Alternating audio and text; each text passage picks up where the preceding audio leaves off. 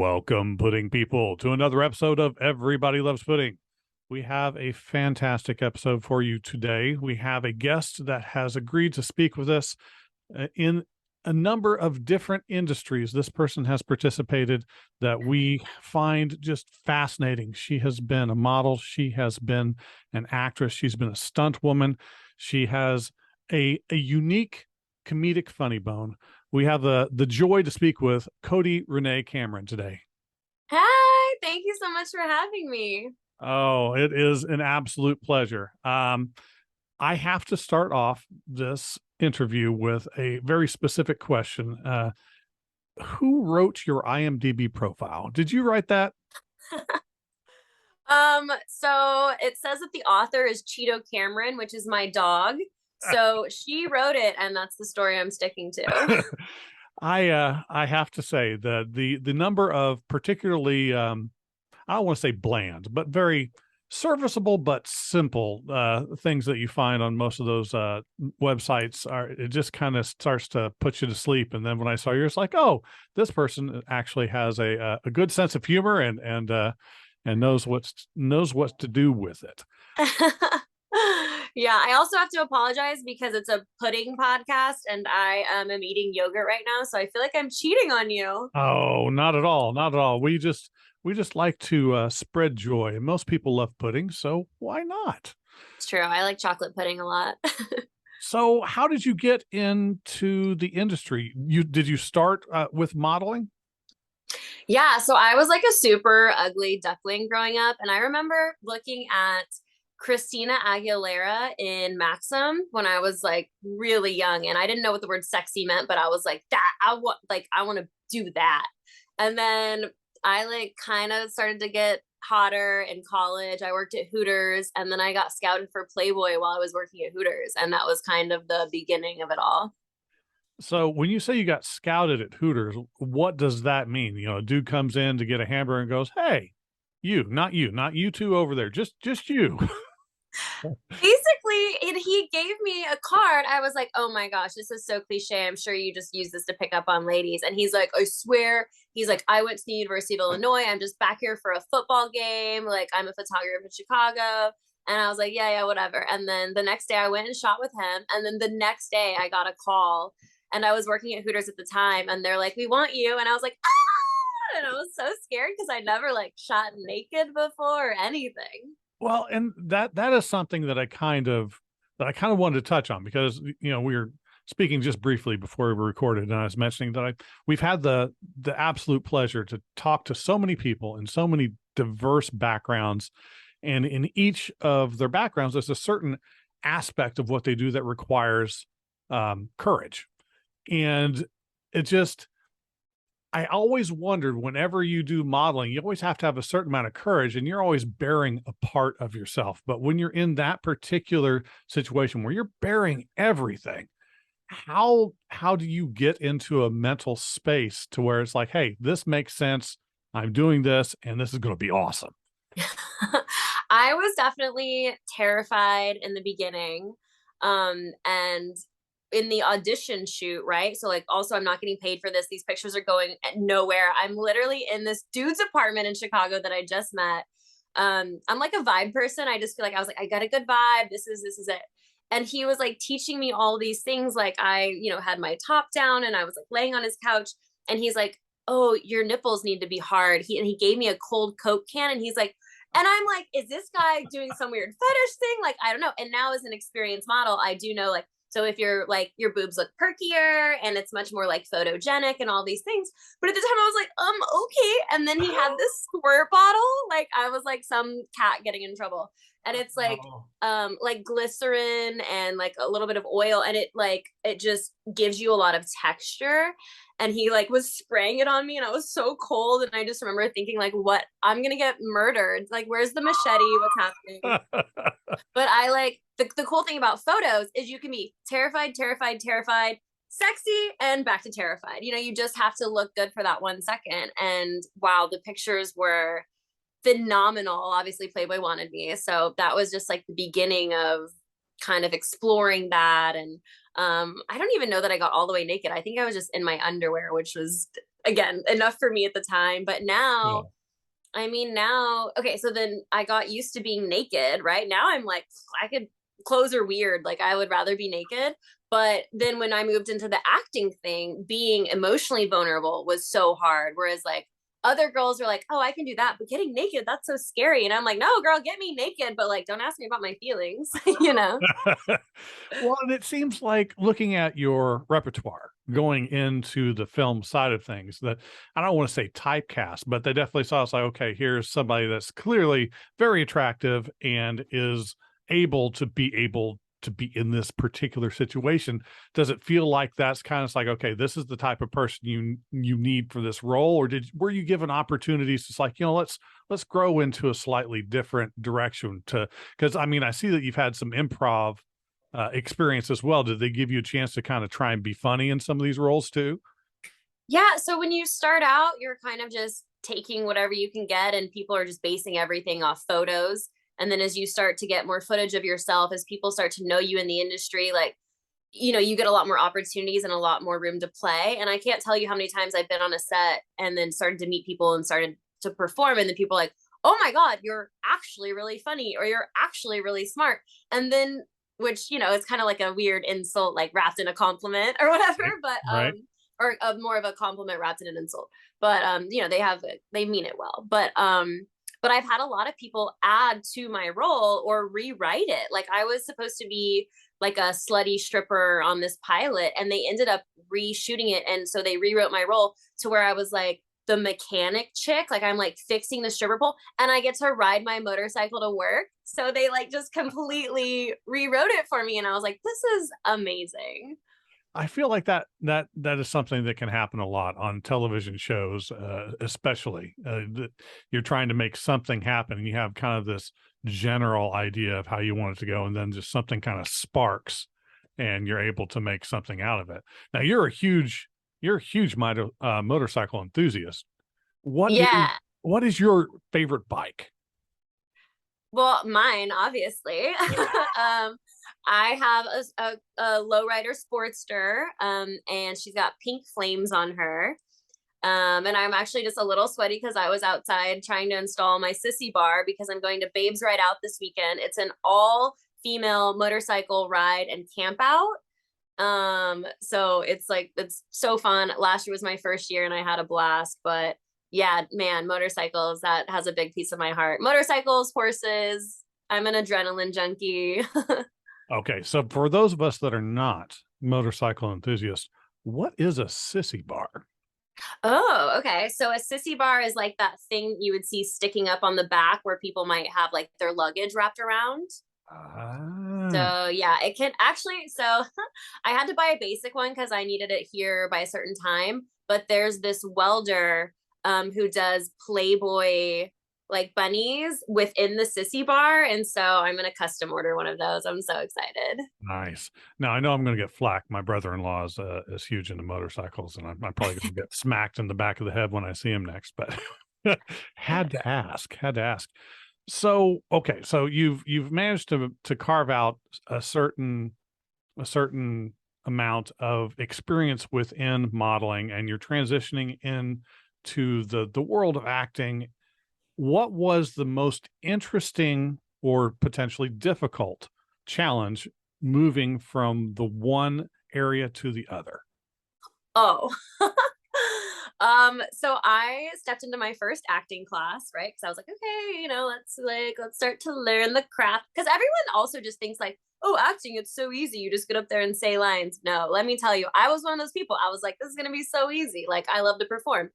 And I get in there and I'm like, hi, my name's Cody. Da, da, da, da. And I was like trying to say these lines, and he's like, my coach is like, you're posing a lot, like what are you doing? And I was like, well, that's just like how I talk, and this is just like what I do. And he's like, it's not natural. And we had like this argument, and it was a disaster. And at the end of the class, he's like, I feel guilty taking your money. He's like, you're so bad and I don't think I can help you. Oh, And I was like, oh no. We've been together now for like 7 or 8 years. I actually have a meeting with him after this. But I just was so stuck in the modeling world, which is very two-dimensional. And like I said, it's just like pose, pose, pose. And I really had to, and also just looking a certain way. Like I thought I had to be this like iconic sex symbol all the time. And that's not really who I am. Like I'm kind of a weird, awkward. Somebody said if like Rob Schneider from Hot Chicks is like me, I'm just like a weird, funny, quirky dude stuck inside of like a girl's body. I really like that description. But yeah, so kind of just getting past like the kind of playboy idea and then into like vulnerability and who you really are and what makes you unique, right? I don't need to look like all the other girls. Like what makes me unique? And obviously motorcycles has a lot to do with that, but beyond that, like what are my childhood traumas and how can I bring that to the table, and compassion and kindness, and I don't know, all these, just like, yeah, it was a really wild ride. I mean, it still is. I'm still learning so much all the time. In the two different worlds, you're going to attract people that admire your work over time, and often fandoms of specific types of things, whether it be modeling, acting, motorcycles, all kind of relate in some similar ways, but in some different ways.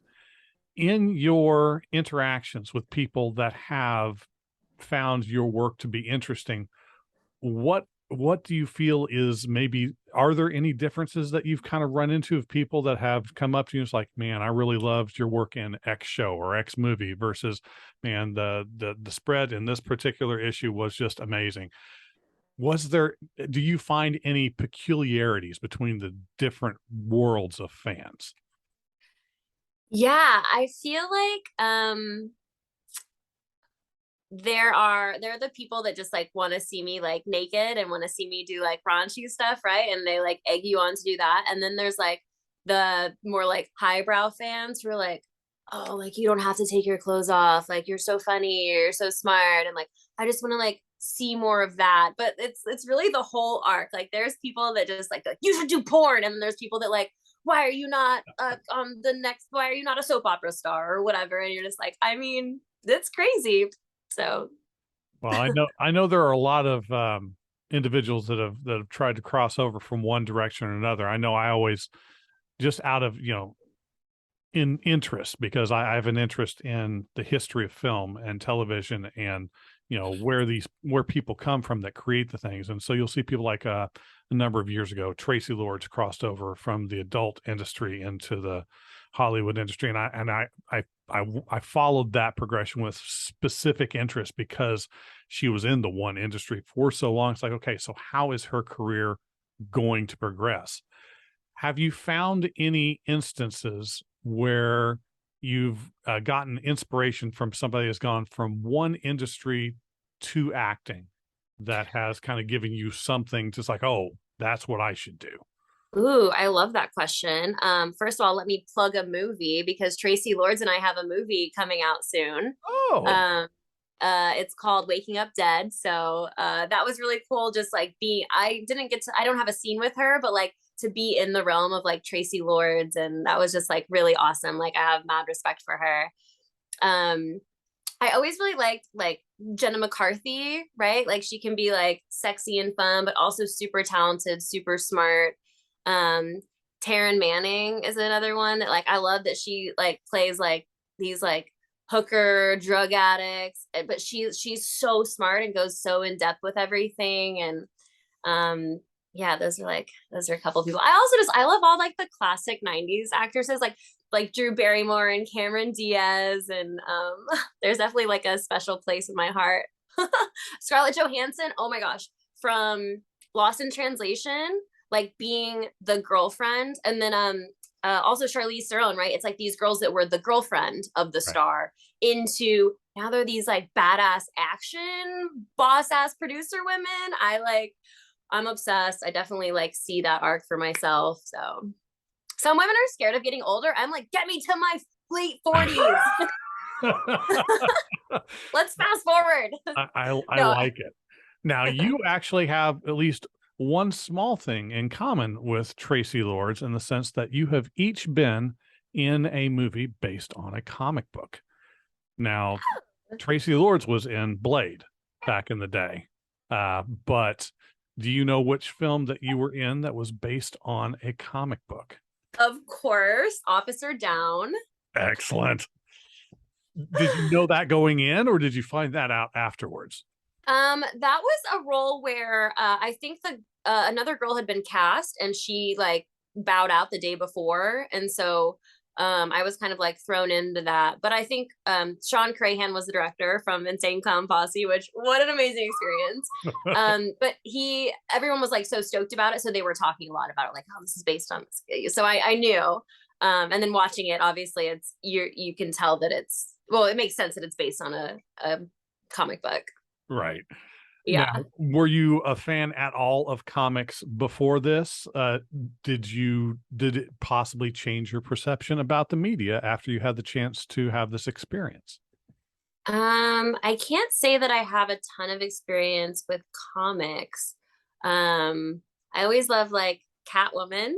There's definitely characters that I love, but I mean, it's so hard when you don't grow up with something. Like I didn't grow up with comics, but I like comic book movies.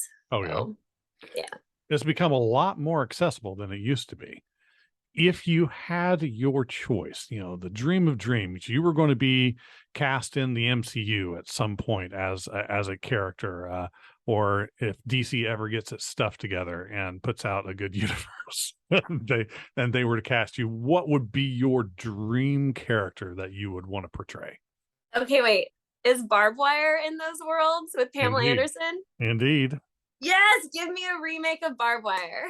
That could definitely work. That comic book source material is actually a really interesting series, and a lot of people kind of poo-pooed the original film, which it wasn't bad. It was actually a pretty solid film. It stayed fairly true to the source material, and I would love to see an updated version of that too, because it's got such a nice blend of violence and really interesting visual aspects to it. And it's just kind of again, getting a chance to have just a kick-ass kind of female lead that just takes control.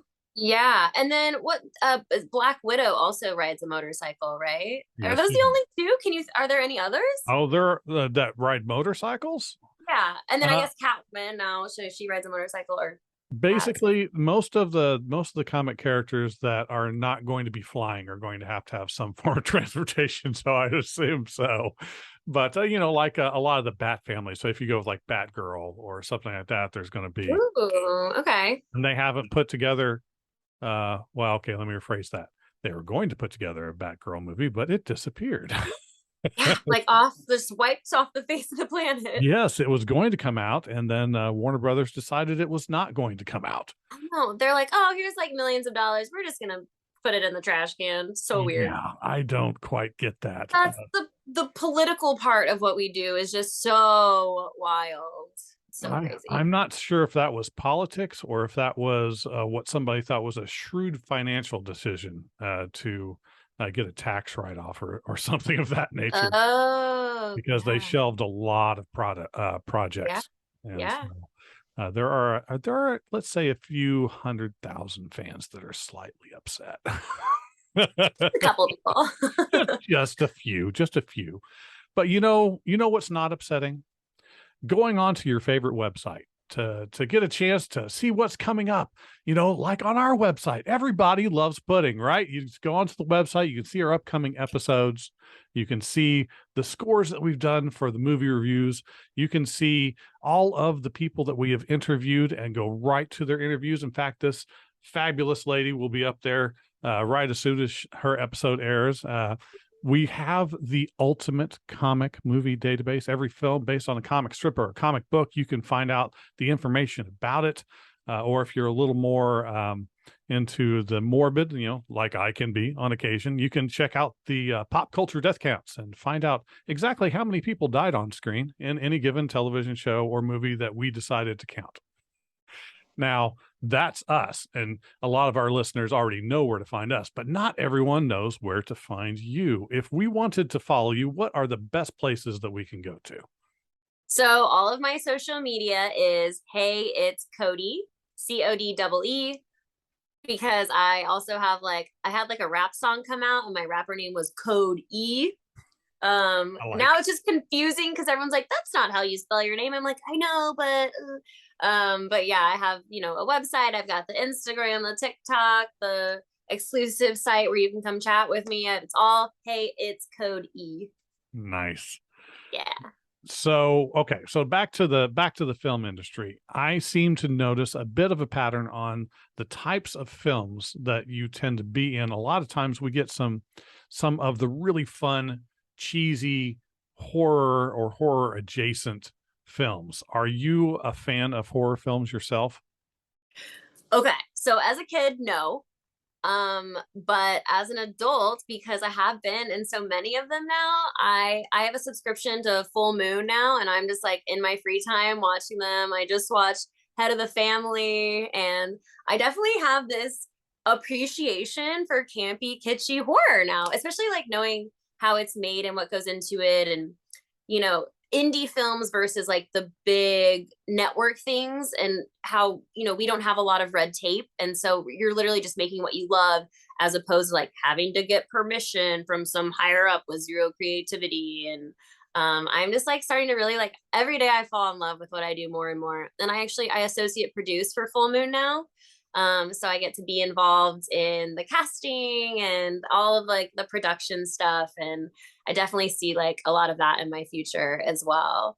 But I like the network TV shows too. I've got a small role in Mayans motorcycle TV show, of course, Can't go wrong with and that. I'm pinned right now for a really big network show. It's fingers crossed. Hopefully, know in the next few days. But yeah, I love all of it, man. I don't even have to be in front of the camera. I just want to like be making TV and film. If you if you had to name a favorite horror film that you have seen or heard of, or wished that you could be in again, like a remake, what would be your favorite horror film? So I feel like the first scary movie I really saw that was like, oh my God, that's scary, was John Carpenter's The Thing. So That that has like a very special place in my heart. And then also Paris Hilton and like House of Wax. Is that what, or whatever? That was like, I remember watching that and being like, what am I watching? This is crazy. like a Rob Zombie film that he did that. I think so, yeah. Oh, I'd those, also love to be in a Rob Zombie film. yeah, he's That'd got be a cool. he's got a clear love of the genre. Now, do you prefer practical effects or do you prefer CGI? Practical effects. Of course, because it's so hands-on as the actor. With CGI, it's like I'm not involved in any of that. They just do it in a room somewhere, which I mean, mad respect, because I don't understand how any of that works. But yeah, definitely. Oh man, there's nothing like just sitting in hair and makeup, especially if it's like a topless scene and my like I'm just like boobs out and they're like putting like gory things all over me, and then we have to break for lunch, of course. So I'm just like walking around like a little robe, just like gushing blood everywhere, like pieces of skin falling off. Well, if that's the case, might I make a suggestion? If you have not seen this, a classic film, it's from the late 70s, American Werewolf in London. If you like to see excellent practical effects, Of course. Of course I've seen that. I've done my fair share of werewolf movies, so of course.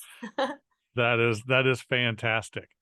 Now, okay, so in my research, I wanted to kind of like, well, what is this person that is so busy going to be in? And it's like she's probably got like a project or two coming up.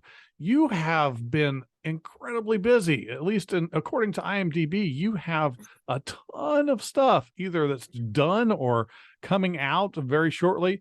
Now, I know specifically you've got a film called Hex coming out soon. Yes. I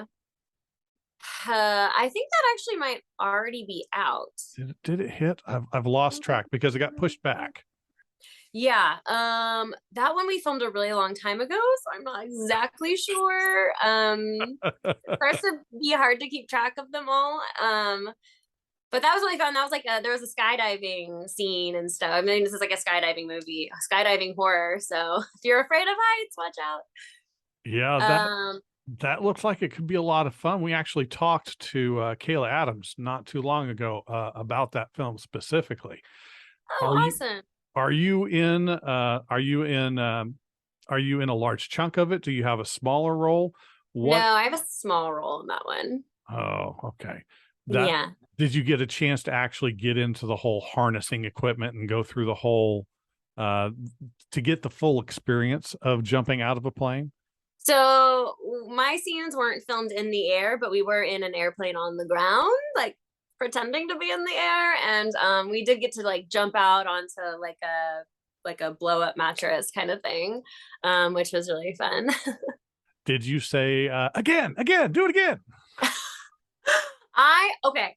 I was ready to do it a million times. That's like the kind of stuff I love. I just filmed a horror, The Mutilator 2 in North Carolina. And oh shit, I'm probably not allowed to say it. Okay, anyway, I got to film a really cool stunt, and they were like, for safety, they're like, you can actually, the stunt coordinator was like, you can only do this 3 times because it'll be so hard on your body. And I was like mentally prepared for the first time to be like excruciatingly painful, and it wasn't. So I was like, do it again, do it again, do it again. And they're like, oh no, like we think we got it. And I was like, no, do it again. And like I was so persistent that they're like, okay, the stunt team's like, maybe we'll set it up for you to just do it again tomorrow, like for fun. Like no one's filming it. And I was like, okay. Yeah. Well, Yeah. you've got a lot. Well, you've got at least a number of stunt credits at this point. Is that Yeah. something that just kind of it turned into something that you didn't realize you were going to really like, or you always knew it's like, oh, I would make me do stunts all day long. I'll take the fall and it'll be great. So I grew up definitely a tomboy, like played sports, like scraping my knees, climbing trees kind of thing. And so it just like makes sense that I would end up there. But it all started because I took a motorcycle safety class. So I learned how to ride a motorcycle. And then one day someone was like, oh, we need girls in the background kind of riding motorcycles. Like there's not a lot of you around. And I was like, I would love to. And then I got on set and they're like, oh, you're actually the right size for the main character's like stunt double. Would you maybe like, can you take a hit? Can you fall? And you just say yes to everything. And then hopefully you have time to actually learn it. Or if not, you're just like, okay, yeah, yeah, set me on fire. But that was really cool. I got to like run and jump on a moving car with like a sawed off shotgun and like shoot into the windows. Although really like they were shot rubber bullets out at me. It was like a whole thing. But yeah, and then once it was like one thing, right? Then everyone just sees. It's so crazy, like, oh, you do this. Can you come do this or whatever? And yeah, I get to double for a lot of girls on motorcycles, which I absolutely love. Some fight choreography, some wire training, like yeah, it's fun. That sounds awesome. Did you have any instance where you're doing this and you're kind of still getting into the groove and learning how to take the fall and do everything where you're doing a particular scene and then all of a sudden you take it's like, yeah, I'm fine, everything is good. um, I've been pretty lucky because I've heard some horror stories. Um, but there are definitely times where I felt like out of my like comfort level where I'm like, I don't know if I'm gonna be able to pull this off. But also working in again in the low budget indie world, sometimes like there aren't stunt coordinators, and so like you're your own stunt coordinator. And like one fight, they wanted to use like a real knife, and then they're like, oh, but then for the stabbing part we'll just like fit. And I was like, no, we're not using a real knife for any of this. Like, are you guys crazy? And they had brought on, they're like, oh, we brought on like an actual like sort of like kung fu person, but like that didn't have film experience. And I was like, that's a totally different style of what we're gonna do, like completely different. And trying to, he like came on with an ego and stuff too. And so me trying to explain that like, well, we're not actually going to like physically touch like the cam, like things like the camera doesn't understand depth. So you could, punch out here and it looks like you're hitting me the same way as if you hit me here. And it was a whole thing, but we didn't use a real knife. So way to like keep myself safe. When Yeah, I'm still alive. so okay, so if you get the chance, what of all the because I know you've seen just a ton of different really cool stunts. Has there ever been kind of a specific kind of stunt or action sequence that you've always really wanted to do that you haven't done yet? Oh yeah. So the scene in one of the Batman movies where there's a semi truck and it like blows up and flips over. So the stunt coordinator's name was Jim, and I actually got to take a precision driving, like stunt driving class with him. And he told me about this, and he was like, he made the cannons that exploded the semi. And he's like, and I was the one driving it. And I decided that day that I was like, that is my like life's goal now as a stunt woman, is to flip over a semi. And so I actually went and I started to get my CDL so that I would be able to drive semi trucks. And that was like my first step. So I have my permit. I can't drive it by myself, but if I have a licensed driver next to me, I can drive one. um, yeah, so that's like goals for sure. And then I started training with horses. Because I love horses so much, but I also want to like, I would love to be in a Western where like the horse gets shot and you flip over with the horse. But I mean, I'm a long ways from that. But and that's actually probably this, I think one of the most scared I've been is when I started training. My trainer took me to the beach like really early on and basically did one of those like slap the horse's ass, and it just fucking took off, and it felt like no matter how hard I pulled back on the reins, this horse was like, fuck you. Like, oh my gosh. And there's like rocks everywhere. And I was like, not wearing a helmet or anything. And when I finally got back around to the coach, I was like, is this okay? And he's like, you'll be fine. He's like, you got this. And I'm like, not even riding. I'm like doing this because I don't know how to ride good enough and stuff, just like busting my ass. Oh, I actually have a scar on my butt from like, it basically got like a rug burn from the saddle from like bouncing up and down so much. Man, I can't imagine that. Yeah, that's the weird thing about stunts and modeling is I have like new scars on my body, or like I'll go to a shoot and I'm like bruised up. I'm like, sorry, makeup over here. Well, there's a question. What is the trick? Whenever because you see actors all of the time. I've been a fan. I'll give an example. I've been a fan of wrestling also, among other things, for a good chunk of my life. And, Dwayne Johnson was part of that wrestling world. And as he went through everything, he's putting damage on his body, but he's also putting tattoos on his body throughout the course of this. And he's going to take parts where this person doesn't have a tattoo. What do you do? Is it just like you just need base, smear some base around? How do you make some of these things disappear?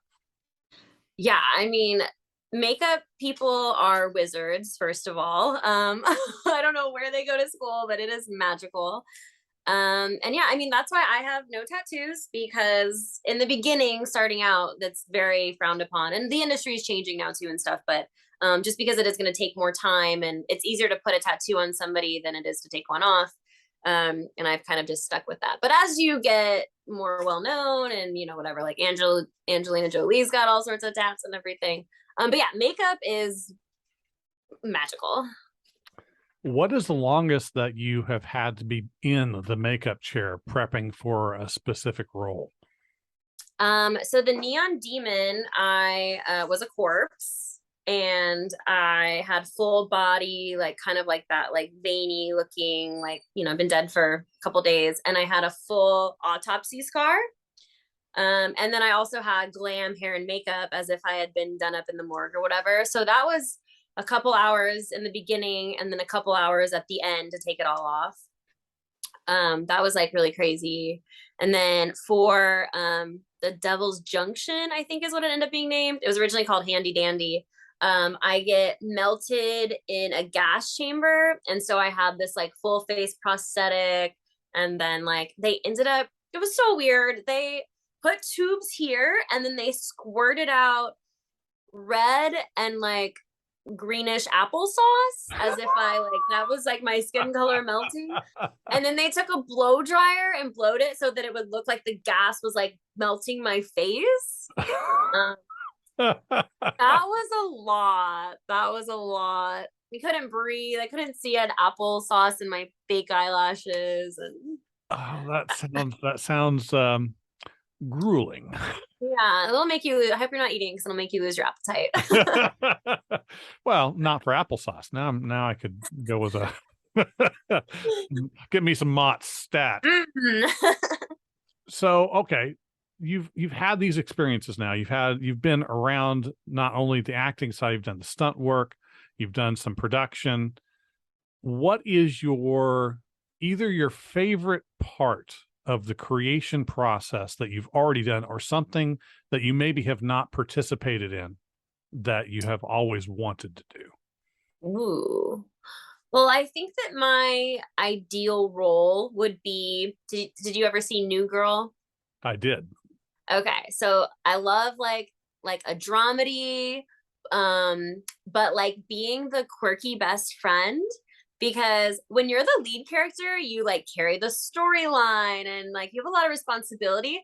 I want to be like the quirky best friend that comes in, says a couple funny lines, everybody loves her, and then she gets to go hang out in her trailer. Um, no, I don't know, but yeah, I think like being the comic relief is so fun. I absolutely love that. Or being like the main person stunt double, just because I just like stunting is so badass, and there's a different kind of pressure because like you don't get a lot of takes, and if you're like destroying something, you might only have one of that.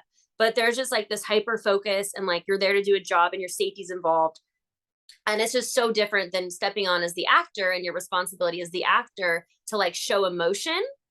Right, like I guess one's physical and one's like emotional, and so that's like really cool. I could definitely see myself just coming to set, and being the stunt double also. I don't know, we'll see where I end up in the world, but that's kind of like my idea. Well, and of course, if you find that perfect combination, because I know a lot of actors develop long-term relationships with specific stunt people, so they will take them from film to film to film because we already know this person's the right size. I know we get along. We can kind of have the same movements. You gotta find that one person, right? It's like it's me, right? Yeah, so when I was first getting started, I was a stand-in for Dreama Walker on oh god, this show that got canceled really early on. But we filmed like for 6 months. And so I was like, oh, I could like just be like Dreama's little sidekick everywhere we go. And not that she doesn't do stunts or anything, but I met the people that shot Sharknado, and they were like, oh, you would have been perfect for Tara Reid's stunt double. And I was like, somebody get me to meet Tara Reid. I'm gonna need to meet Tara. Well, and that right there. That series is like the perfect culmination of cheesy horror, and Cult classic. I yeah. mean, that's a pitch that also like every horror will give you, is like, we're gonna be the next cult classic. Like you really want to work for less money, be in our project because it's gonna be huge. And they typically never are, but obviously, every once in a while they sneak in there. Well, we need to have come back, and this is what you should spearhead. This is where it is. If you're wanting to do the stunt and have that B side, we need more B action films again, because you've had some experience with not exactly B films. Steven Seagal is not exactly a B list actor, although sometimes I feel like he is nowadays. Um, but you know, back in the 80s and 90s, there were so many really, really so bad that they were good martial arts films. I still have just a love in my heart for the film The Last Dragon. I mean, it's just kind of, what if a Bruce Lee film happened in Harlem? That was great. Yeah. There wasn't a lot of money involved with it, clearly, but it worked out so well. There you go. You got to find some martial artist about your height, and that's what they Yes. do.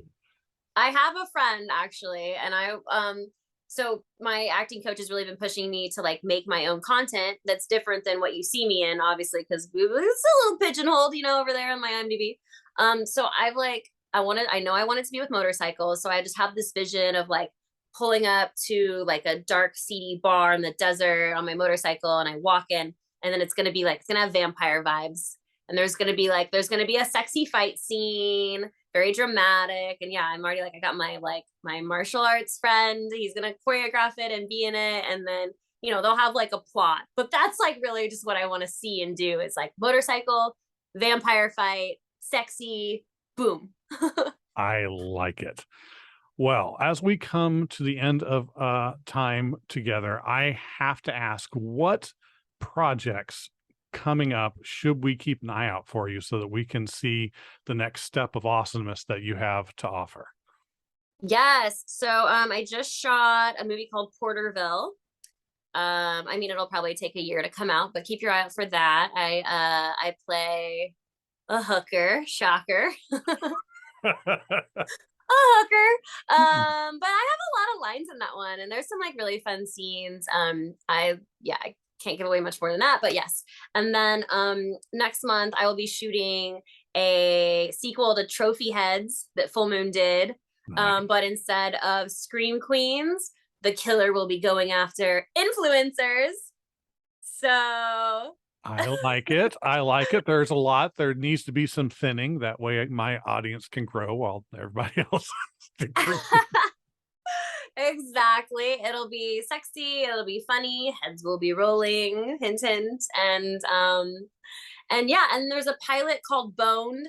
That was the one where I'm a stripper motorcycle mechanic. That's a pilot. We're just waiting on some funding for that. And what else? And then my friend would love for me to always pitch Girls, Guns, and Blood. I have a cool fight scene in that. You can find that on, I think, like all the Amazon Prime and Tubi and Peacock, or not Peacock, but I don't know, all those like kind of platforms. I love it. Well, I want to thank you so much for taking the time to talk with us today. It has been an absolute pleasure to get to know you a little bit better and have our listeners get to know you a little bit better. And hopefully, when you have something else come back, you'll come back on the show and talk to us again. Yay! I would love that. I would too. Thank you again. Thank you.